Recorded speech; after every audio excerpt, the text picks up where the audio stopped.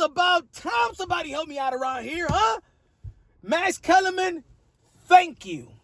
Thank you for preaching what I've been preaching for damn years, huh? You've been out there at ESPN chilling with Stephen A. Smith, First Take and stuff like that. You wasn't talking about boxing too much, but thank you. Thank you.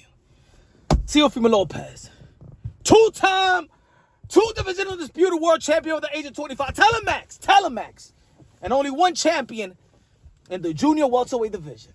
There's one junior welterweight champion of the world. You have to be an idiot not to understand this. His name is Teofimo Lopez. Yes. He's right, and I've been right. You gotta be an idiot.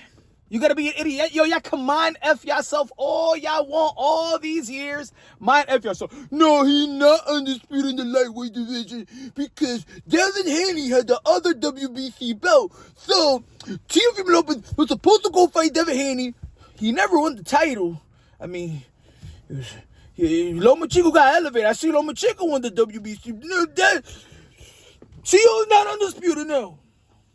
You's a liar! And then when he went up to the 140-pound division, you know that Josh Taylor beat Jose Ramirez to become undisputed, was undefeated. Teofimo Lopez fought Josh Taylor. He beat Josh Taylor. Taylor wanted to vacate the belt. He probably didn't want to pay no damn sanctioning fees like Bud Crawford.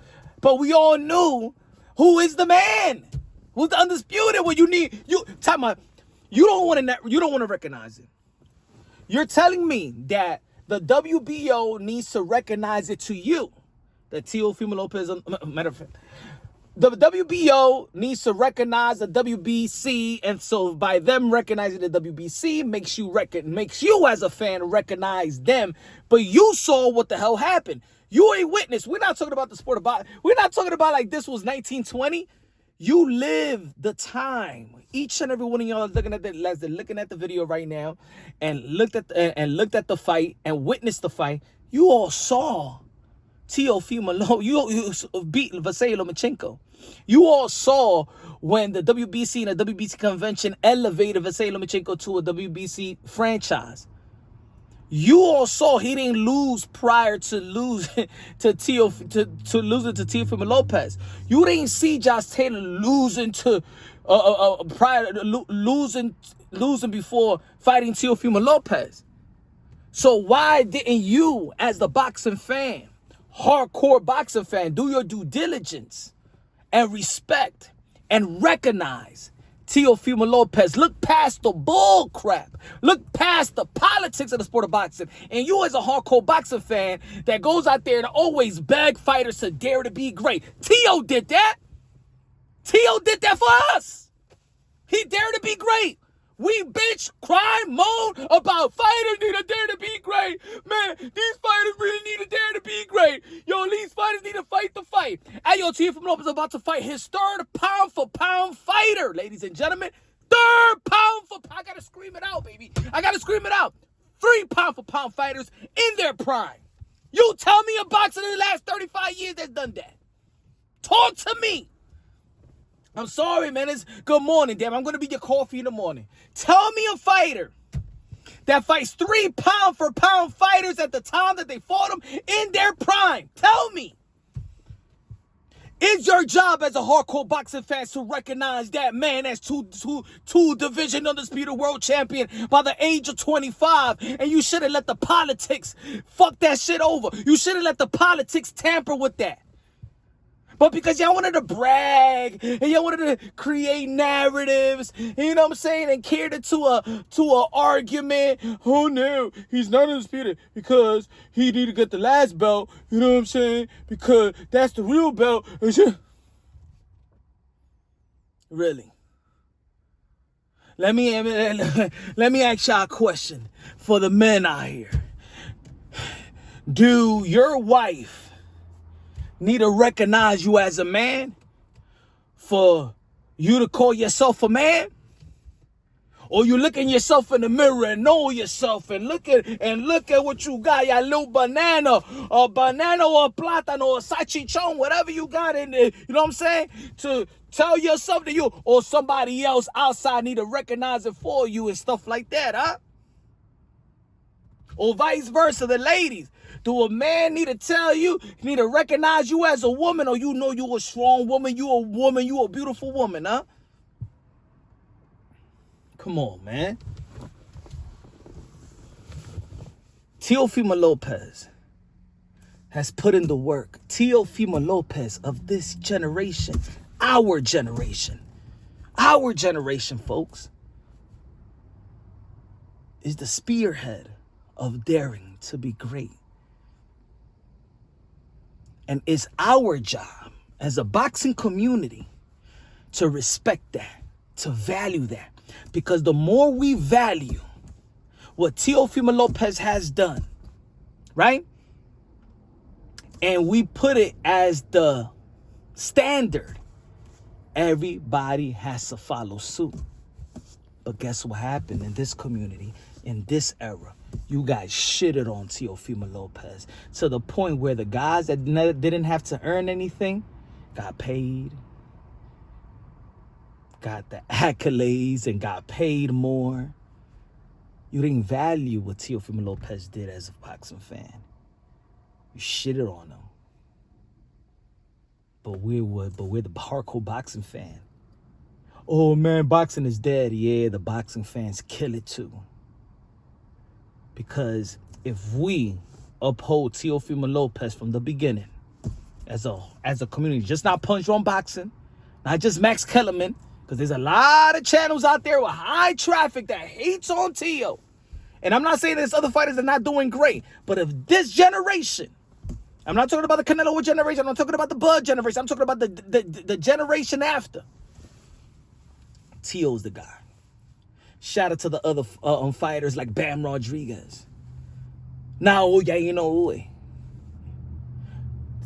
Haney, Shakur Stevenson.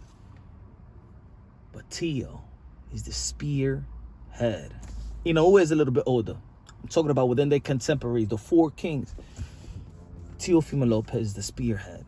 He's the first one to dare to be great for a pound fighter. And even when he had his hiccup, and even when he had his what you call a downfall, in losing a split to George Camboso, he still motivated you and inspired you as a fan, because I think that people have so much respect for fighters for the most part, and they live vicariously through their fighter, through fighters, through athletes, or whatever you want to call it, through teams, right?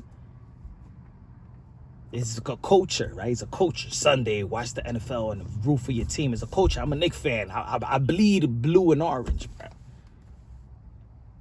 But I love boxing. And everybody should have gave Teofimo Lopez the benefit of the doubt that even when the politics of the sport of boxing wanted to tamper with his legacy, it was our job as an army to stand strong and say, WBO, WBA, what? He's the undisputed. And you say it out loud. You say it out loud and proud. This is Punch Drunk Boxing. I have a platform and I have a voice and I have a mic. And the more that the channel's going to grow, we're going to the 110,000 subscribers. I'm going to tell you right now, y'all could hate it or love it. In this channel and my voice, we recognize Teofimo Lopez as the first 2-division undisputed world champion. Just not 2-time millennial. That sounds sweet. The first 2-division undisputed world champion. I'm not backing up on that. I'm not sugarcoating it. I'm no 2-division undisputed world champion. Just like Roy Jones Jr. explained in that interview he once had. Just like Max Kellerman is saying, there's one champion. And that's Teofimo Lopez. The rest are a bunch of belt holders playing hot potato in the junior welterweight division. It's one champion. It's one king. His name is Teofimo Lopez. That's it. I don't need nobody to recognize. No, I know what I saw. I witnessed it. I know who was undisputed at 140, and that was Josh Taylor. And I know that it was Teofimo Lopez versus Vasily Lomachenko for the undisputed.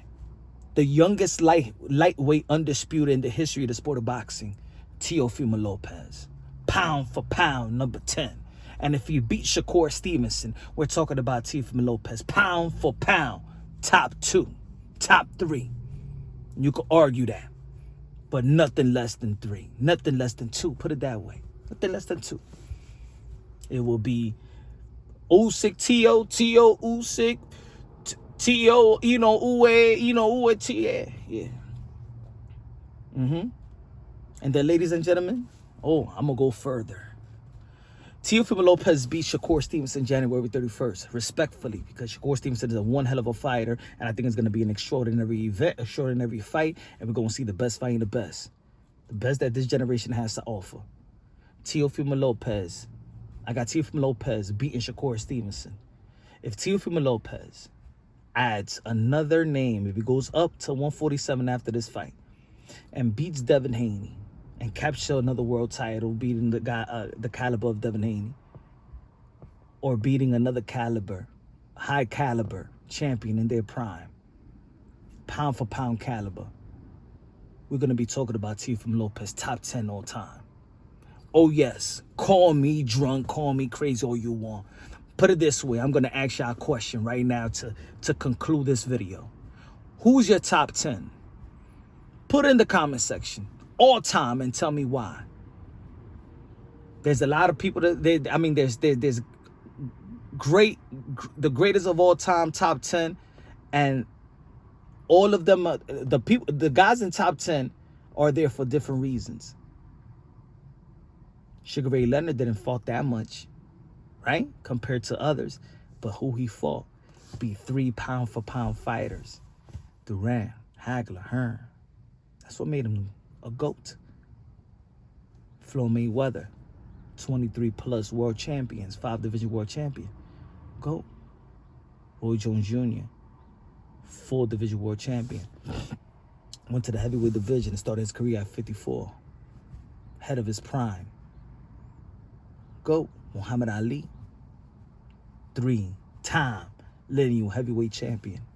GOAT. Mike Tyson. GOAT. Roberto Duran? Is he a GOAT? A GOAT? I was going to say GOAT. GOAT? Why? Teofimo Lopez beat Lomachenko in his prime, Josh Taylor in his prime, Shakur Stevenson in his prime. If he goes up and fight Devin Haney, or he beats a Gervonta Tank Davis, and then get another big win, top 10 all time. Top 10 all time. Is Bud Crawford top 10 all time? 3 division undisputed world champion? You could put him. Tio will have a better resume than Bud Crawford. Not just will have one more better win. Teofimo Lopez, at the age of 25, became a 2 division undisputed world champion, and nobody could tell me anything else. And like Max said, you could play idiot all y'all want. Y'all know the truth.